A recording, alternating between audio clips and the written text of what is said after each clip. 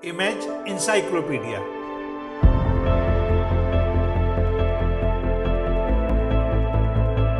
जानकारियों और जिज्ञासाओं की अद्भुत दुनिया। हेलो दोस्तों, अपने इस चैनल के हर वीडियो में हम आपको किसी एक विषय की विश्वसनीय तथ्यों के सहित पूर्ण जानकारी देंगे। ऐसी जानकारी जिसकी तलाश में स्कूल कॉलेज के छात्रों से लेकर सभी तरह के प्रतियोगी छात्र रहते हैं। हमारी ये वीडियो उन लोगों के लिए भी बहुत उपयोगी साबित होंगे जो जनरल नॉलेज में रुचि रखते हैं और कौन बनेगा करोड़पति जैसे कार्यक्रमों में हिस्सा लेकर सफल होना चाहते हैं। तो दोस्तों, आइए आज का वीडियो शुरू करते हैं। लेकिन उससे पहले आपसे एक अनुरोध कि अगर अब तक आपने हमारे इस चैनल को सब्सक्राइब नहीं किया है तो कृपया कर लें और हाँ, बेल आइकन का बटन दबाना ना भूलें, जिससे हर नया वीडियो सबसे पहले आपको मिले। विलासिनी से लेकर रोहित शेखर तक को डीएनए तकनीक से आखिर कैसे मिला न्याय। नैना साहनी केस को हैदराबाद स्थित centre for molecular biological studies के तत्कालीन डीएनए प्रिंट विभाग के निदेशक लालजी सिंह को सौंपी गई। लालजी सिंह के नेतृत्व में फॉरेंसिक वैज्ञानिकों के एक दल ने नैना साहनी की जली भुनी हड्डियों से कुछ ऊतकों को इकट्ठा किया। इसके बाद शुरू हुई डीएनए प्रोफाइलिंग तकनीक के जरिए मामले की पड़ताल। लगभग 1 महीने बाद लालजी सिंह ने नैना साहनी के निकट परिजनों की प्रोटीन स्ट्रक्चर और इन ऊतकों की प्रोफाइलिंग के जरिए यह साबित कर दिया कि वास्तव में जला हुआ शरीर नैना साहनी का ही था। डीएनए जांच की विधि अमेरिका में खोजी गई। अमेरिका और ब्रिटेन में यह जांच पिछली सदी की 80 के दशक में ही अस्तित्व में आ गई थी। अमेरिका की खुफिया एजेंसी एफबीआई ने पिछली सदी में 80 के दशक में तमाम ऐसे मामलों का निपटारा डीएनए परीक्षण विधि से किया और अपराधियों की दुनिया में भूकंप आ गया, क्योंकि अब उनका बचना बहुत मुश्किल हो गया था। ब्रिटेन में भी इस विधि से सैकड़ों आपराधिक वारदातों का निपटान हुआ। लेकिन अमेरिका और ब्रिटेन के अलावा इस तकनीक में महारत हासिल करने वाला तीसरा देश भारत बना। भारत में डीएनए परीक्षणों की शुरुआत एक रोमांचक वारदात से हुई। साल 1989 में स्कूल में पढ़ने वाला एक लड़का हैदराबाद के निकट से कहीं लापता हो गया। कई दिनों तक घर वाले और पुलिस भी इस लड़के की खोजबीन में लगी रही, मगर उसका कहीं पता नहीं चला। लगभग 1 सप्ताह बाद स्कूल से थोड़ी दूर में ही मौजूद कूड़े के ढेर से हड्डियों का एक कंकाल बरामद हुआ। पुलिस को शक हुआ कि यह कंकाल खोए हुए छात्र का ही है, मगर यह बात आखिर किसी के गले कैसे उतरे। माँ बाप भी इस बात को मानने को राजी नहीं थे। उन्हीं दिनों हैदराबाद में डीएनए फिंगरप्रिंटिंग प्रयोगशाला पर काम शुरू हुआ था। अतः हैदराबाद की केंद्रीय फॉरेंसिक विज्ञान प्रयोगशाला में यह कंकाल लाया गया। प्रयोगशाला को उस कंकाल के खोए हुए छात्र के शव के होने या न होने की पुष्टि का कार्य सौंपा गया। यहाँ के प्रमुख डीएनए वैज्ञानिक लालजी सिंह ने उस कंकाल की हड्डियों से कुछ टिश्यूज इकट्ठा किए और खोए हुए छात्र के माँ बाप के रक्त नमूने लिए। इसके बाद उन्होंने अपनी डीएनए परीक्षण जांच शुरू कर दी। लगभग 1 हफ्ते बाद लालजी सिंह ने यह सिद्ध कर दिया कि वह कंकाल खोए हुए छात्र का ही था। भारत में डीएनए परीक्षण का यह पहला मामला था। इस परीक्षण के साथ ही हिंदुस्तान अमेरिका और ब्रिटेन के बाद दुनिया का तीसरा ऐसा मुल्क बन गया था जहां अपराधों की खोजबीन में डीएनए परीक्षणों की मदद का सिलसिला शुरू हुआ। पितृत्व के मामले में भी डीएनए जांच की शुरुआत उसी साल हुई, जब डीएनए जांच विधि के शुरू होने के कुछ ही दिनों के भीतर ही केरल की एक अदालत में अपने ढंग का एक अनूठा मामला आया। 28 साल की अविवाहित युवती विलासिनी ने अपने 4 साल के बेटे मनोज को न्यायालय में पेश किया। उसने दावा किया कि उसके बेटे का बाप कुम्हिरामन नामक व्यक्ति है, जो कि एक प्रसिद्ध ट्रांसपोर्टर है। कुम्हिरामन अपने क्षेत्र का एक दबंग व्यक्ति था। उसने उच्च राजनीतिक सामाजिक रिश्तों की बदौलत इस आरोप को सिरे से खारिज करवा दिया। वह पैसे वाला था और पुलिस तथा प्रशासन के लोग आसानी से उसके साथ हो सकते थे। चूंकि हिंदुस्तान की किसी अदालत में इस तरह का कोई मामला अभी तक सामने आया नहीं था, इस वजह से यह न केवल चौंकाने वाला मामला था, बल्कि न्यायिक प्रक्रिया की निष्पक्ष जांच के लिए भी एक चुनौती था।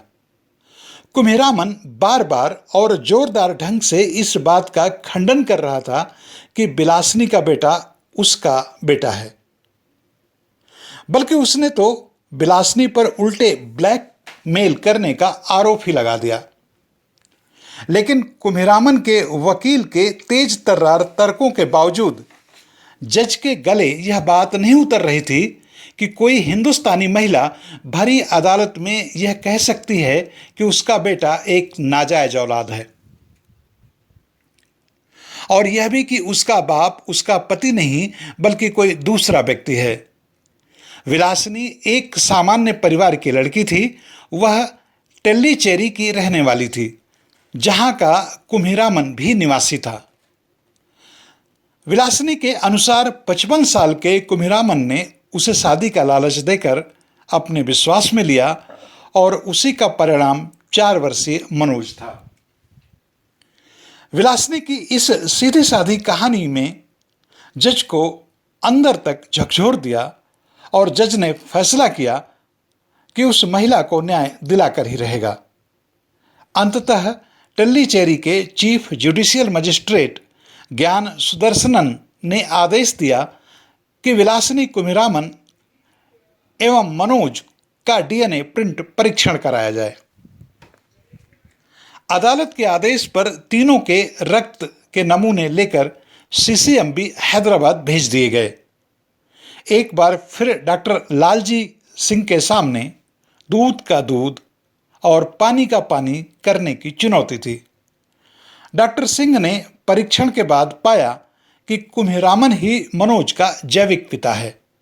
तत्पश्चात उन्होंने अपनी रिपोर्ट अदालत को भेज दी, लेकिन कुम्हिरामन के वकील ने अपने मुवक्किल के बचाव के लिए इस रिपोर्ट को गंभीरता से लिया ही नहीं। उसने अदालत में जोरदार तर्कों के साथ प्रतिवाद किया कि उसका मुवक्किल इलाके का प्रतिष्ठित सामाजिक व्यक्ति है और महज एक जांच रिपोर्ट के आधार पर उसकी प्रतिष्ठा को दांव पे नहीं लगाया जा सकता। चूंकि इसके पहले पितृत्व की जांच के लिए कभी डीएनए परीक्षण विधि का इस्तेमाल नहीं हुआ था, अतः अदालत के पास भी इस तरह का कोई तर्क नहीं था जिसके आधार पर वह अपने फैसले को अकाट बता सके। लेकिन जज ज्ञान सुदर्शनन कुम्हिरामन के वकील के तर्कों से सहमत नहीं थे। जज ज्ञान सुदर्शनन विज्ञान के छात्र रह चुके थे। विज्ञान से संबंधित आधुनिक शोधों से भी उनकी रुचि थी। वह डीएनए प्रिंट परीक्षण पर भी अपना यकीन रखते थे। बावजूद इसके उन्होंने कोई एक तरफा फैसला सुनाने की बजाय डीएनए परीक्षण करने वाले वैज्ञानिक डॉक्टर लालजी सिंह को अदालत में बुलाने का फैसला किया। इसके पीछे उनकी सोच यह थी कि सभी पक्ष इससे रिपोर्ट के बारे में विस्तृत जानकारी प्राप्त कर सकेंगे, लिहाजा उनके फैसले पर भी अंगुली नहीं उठेगी। अंततः 15 सितंबर 1989 को केरल की टेल्लीचेरी अदालत में देश के प्रतिष्ठित वैज्ञानिक डॉक्टर लालजी सिंह हाजिर हुए। उन्होंने अदालत कक्ष में ही एक प्रोजेक्टर एवं स्लाइड के जरिए मौजूद लोगों को समझाया कि डीएनए फिंगरप्रिंट क्या है और क्यों इस रिपोर्ट के आधार पर दावे से कहा जा सकता है कि कुम्हिरामन ही 4 वर्षीय मनोज के पिता हैं।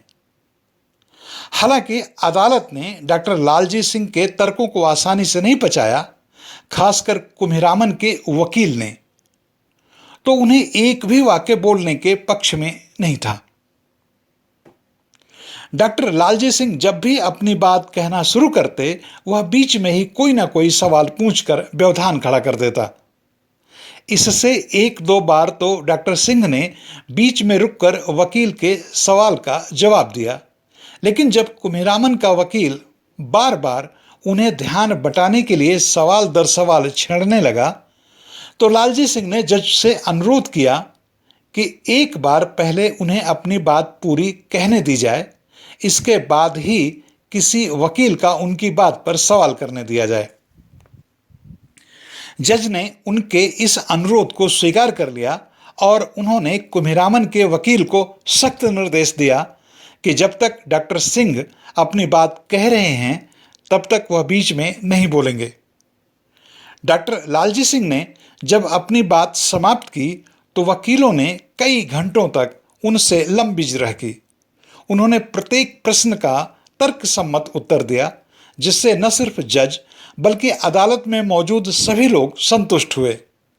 अतः 24 अप्रैल 1990 को अदालत ने डॉक्टर लालजी सिंह की रिपोर्ट को आधार मानते हुए विलासिनी के पक्ष में फैसला सुनाया। बाद में उच्च न्यायालय ने भी इस फैसले का अनुमोदन कर दिया। इस तरह पितृत्व के किसी मामले में पहली बार भारतीय न्यायिक व्यवस्था ने डीएनए रक्त परीक्षण को मान्यता दी।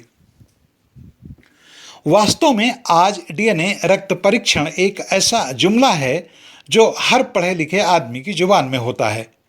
डीएनए परीक्षण विधि अब अदालत और वैज्ञानिकों के लिए ही नहीं, हमारे देश के आम पढ़े लिखे लोगों के लिए भी अनजानी चीज नहीं रह गई।